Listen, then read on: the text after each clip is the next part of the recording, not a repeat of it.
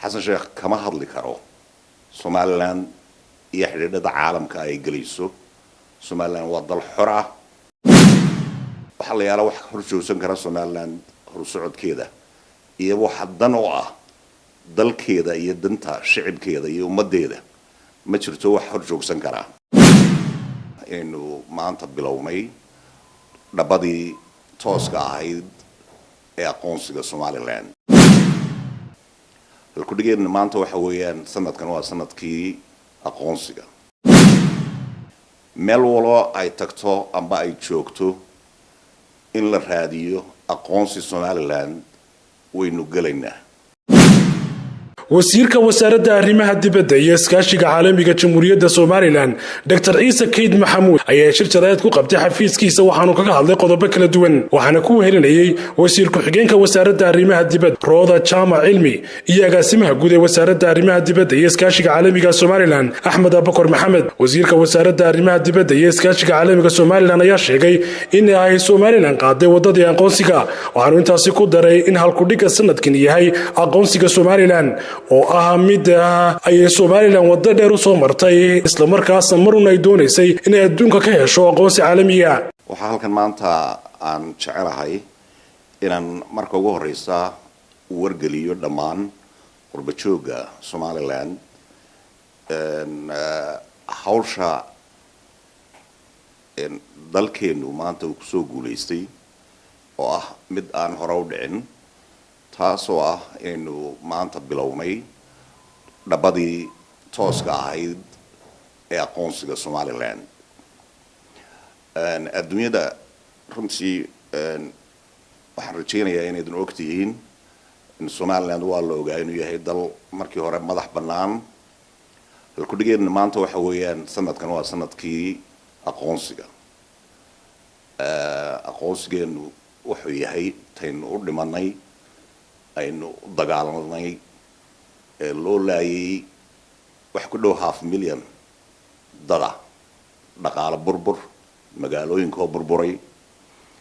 meel walba ay tagto amba ay joogto in la raadiyo aqoonsi Soomaaliland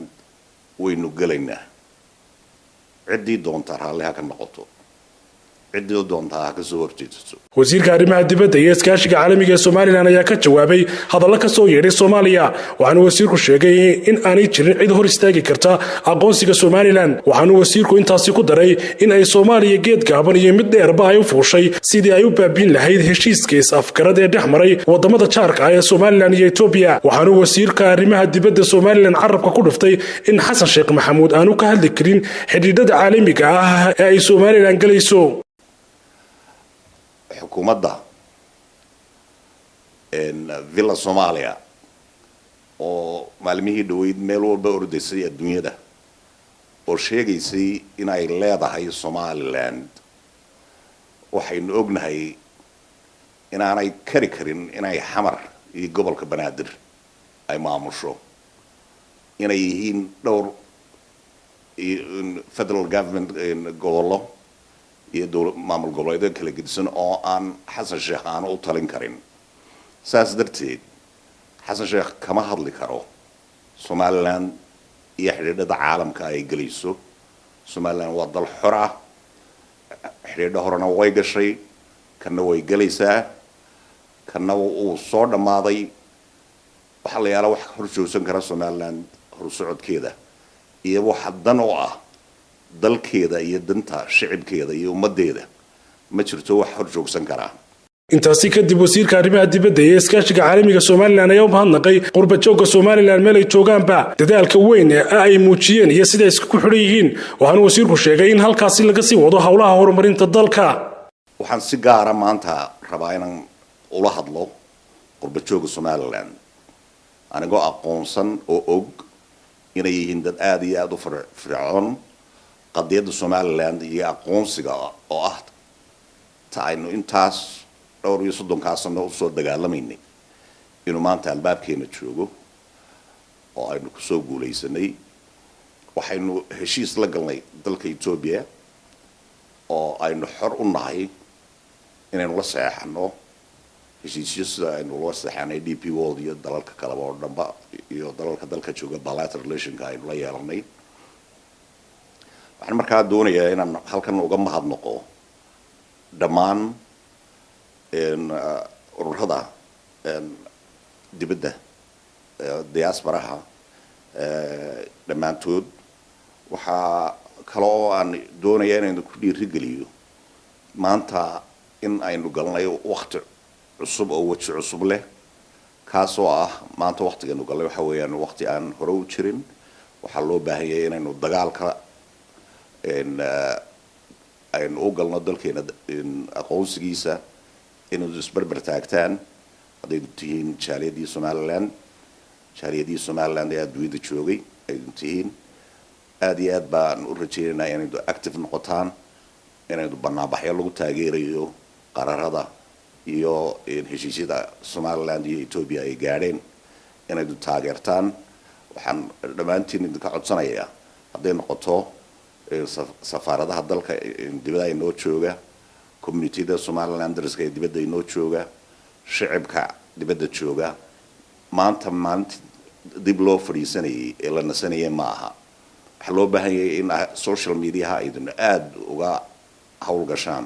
waxaa loo baahan yahay inaad qaranka ku daafacdaan qalinkiina maanta aad iyo aad bay more than ever ayay u tahay maanta muhiim waxaan jeclahay halkan community already aan soo gudbiyey hawlaha ay qabteen taageerayna inaan halkan uga mahadnaqo waxaan u mahadnaqayaa dalladda Somali Society in Europe oo SSE la yiraahdo waxaan u mahadnaqayaa jaaliyadda UK Germany Holland Switzerland Belgium iyo Denmark waxaa kaloo mahadnaqayaa Norway Finland France Canada Australia Saudi Arabia waxaa kaloo iyaguna aanan ilaawahayn Kuwait Qatar Malaysia